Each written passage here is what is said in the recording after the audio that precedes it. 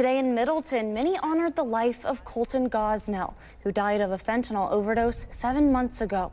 At a local Unified Against Fentanyl Walk for Our Lives event, Gosnell's partner shared her story, emphasizing the impact that fentanyl continues to have on people throughout Wisconsin.